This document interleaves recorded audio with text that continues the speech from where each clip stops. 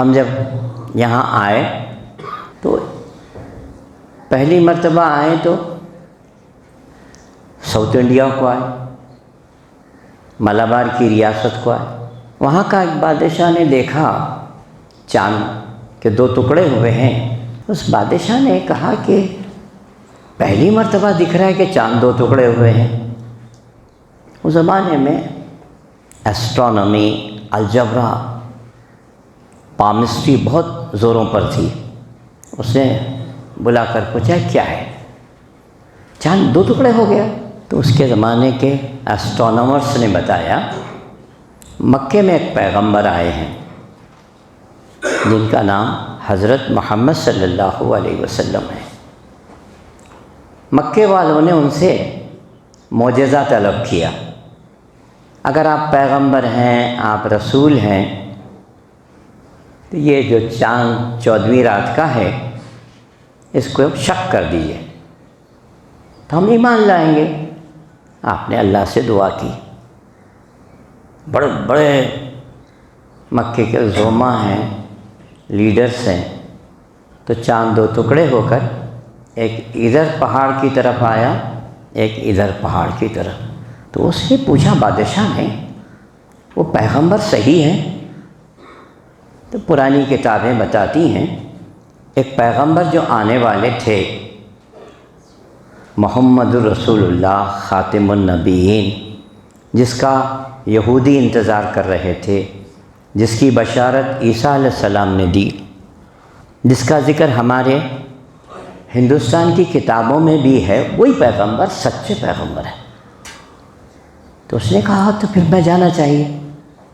تو اس نے اپنی ریاست کی بادشاہت چھوڑ کر ملابار سے اس نے مکہ مکرمہ جا کر پیارے نبی کے ہاتھ پر اسلام قبول کیا اور کہا یا رسول اللہ، میں تو اب آپ کو چھوڑ کے نہیں جاتا، ہماری بادشاہت اور ریاست کے واسطے آپ کسی صحابی کو بھیجا دیجیے۔ چنانچہ صحابہ میں سے ایک جماعت آئی جس کو آج اپن تامل ناڈو کیرلا کہتے ہیں، اس کے بارڈر پر ملابار ہے۔ وہاں اسلام کو اس ریاست میں پھیلایا جس کے بادشاہ مکے میں ہیں، اور انہوں نے یہاں بھیجا۔ آپ دیکھیں گے ساؤتھ انڈیا اور نارتھ انڈیا دونوں میں نرمی، مزاج کی سختی، مربت، شرافت، ملنساری، رکھ رکھاؤ، دونوں میں نمایاں فرق آپ کو دکھائی دیتا ہے۔ وہ وجہ ہے اس علاقے میں جو لوگ نارتھ انڈیا سے ساؤتھ انڈیا کو آ گئے، وہ ٹیملینس ہیں، کیرلینس ہیں، دراوڑینس ہیں۔ ان کے ہاں ایک کتاب ہے تریکورل، جیسے ہمارے پاس تری قرآن بولتے ہیں ہم، مقدس قرآن، ان کے پاس تریکورل ہے۔ ان کتابوں میں ان کے اپنے یہاں 5000 3000 سالہ جو تاریخ ہے، اچھے لوگوں کے آدرش، نصیحتیں ملتی ہیں۔ اسلام قبول کیا۔ پھر صحابہ آتے جاتے رہتے تھے۔ یہ بامبے کا ساحل ہے، گوا کا ساحل ہے، منگلور کا ساحل ہے، کوکن ہے، یہاں سے تجارت ہوتی تھی۔ پیارے نبی کے پاس ایک تلوار تھی جو ہندوستان کے ہاں مینوفیکچر ہوئی سو تھی۔ ان تاجروں نے یہاں آ کر دیانت، امانت، شرافت، محبت، اخوت، بھائی چارگی، اس کا ایسا ثبوت دیا، یہ ساؤتھ انڈیا گلے لگا لیا اللہ کے دین کو۔ دیکھتے ہی دیکھتے لوگوں نے اسلام کے ہمنوا بن کر پیارے نبی صلی اللہ علیہ وسلم کی رسالت کو قبول کر لیا۔ نارتھ انڈیا میں ہوا یہ، حاجیوں کے قافلے کو لوٹ لیا۔ معلوم ہوا حجاج بن یوسف کو کہ حاجیاں حج کو آ رہے تھے، لوگ لوٹ لیے ہیں۔ تو انہوں نے لیٹر لکھا۔ معلوم ہوا کہ آپ کے پاس کے کچھ غساخ خزاخ بحری جو ہے چور حاجیوں کو ستائیں، آپ نمٹ لیجیے۔ تو اس زمانے میں عرب اتنی کوئی ویلیو ان کے نزدیک نہیں تھی جیسا دکھتا ہے۔ پوچھ کے پھینک دیا۔ انہوں نے پھر لیٹر لکھا، انہوں نے پوچھ کے پھینک دیا۔ تو انہوں نے اپنے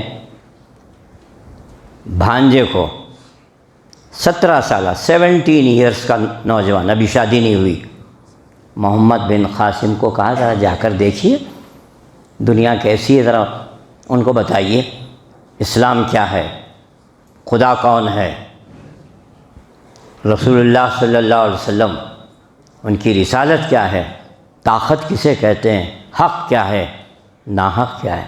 وہ 17 سالہ نوجوان جب آئے نارتھ انڈیا تو آپ دیکھتے ہیں 17 سالہ نوجوان محمد بن قاسم کی شرافت، محبت، الفت، بھائی چارگی، ملنساری، اس کو دیکھ کر انہوں نے بولے ارے اسلام اسے کہتے ہیں۔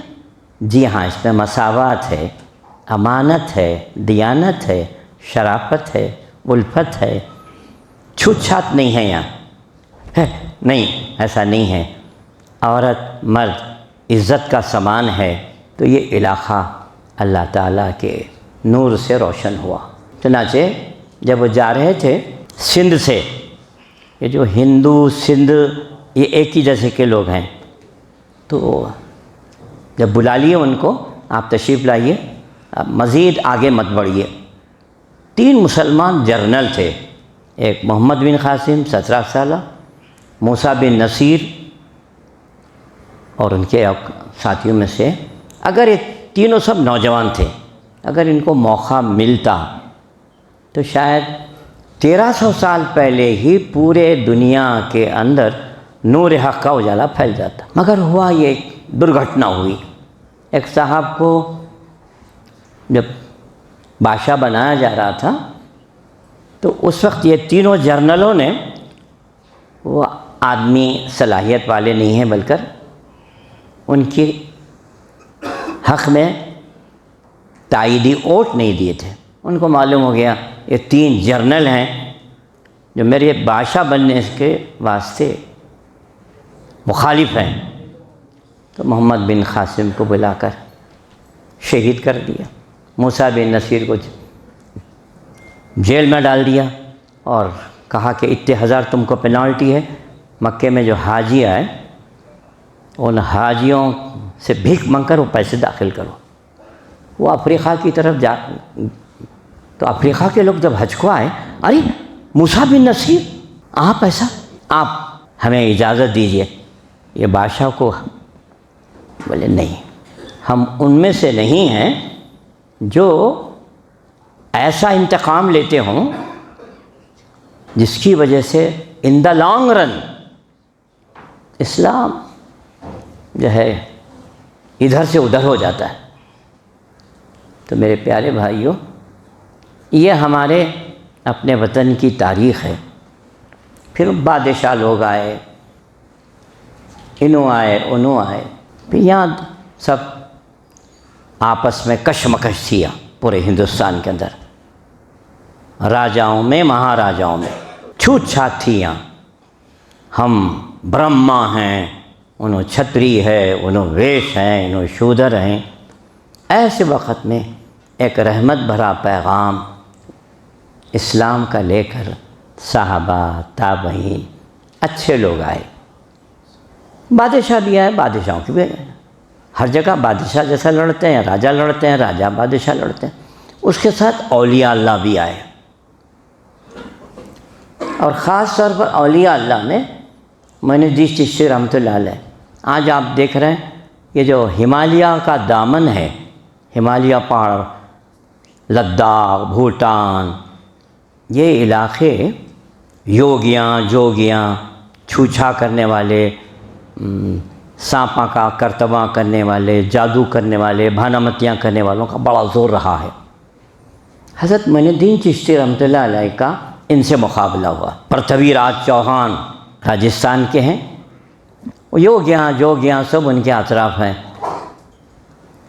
حضرت نے وضو کیا، پانی ایک اپنے برتن میں منگایا، پورا انا ساگر سوکھ گیا۔ پھر منت و سماجت کی تو پھر وہ انا ساگر پھر چالو ہو گیا۔ وہ یوگیاں سب دیکھ کر اڑ رہے تھے ہوا میں۔ تو اللہ نے جیسا وقت آتا ہے ویسا ہی باطل کو ٹکرانے کے لیے، فیل کرنے کے لیے اپنے بزرگوں کو بھیجتا ہے۔ اڑ رہا تو آپ اپنے کھڑانے میں اتار کو لاؤ، سے اتار کے لائے۔ تو وہ علاقہ جو راجستھان کا ہے، اجمیر کا ہے، ہزار ہاں نہیں لاکھوں لوگ مشرف با ایمان ہوئے۔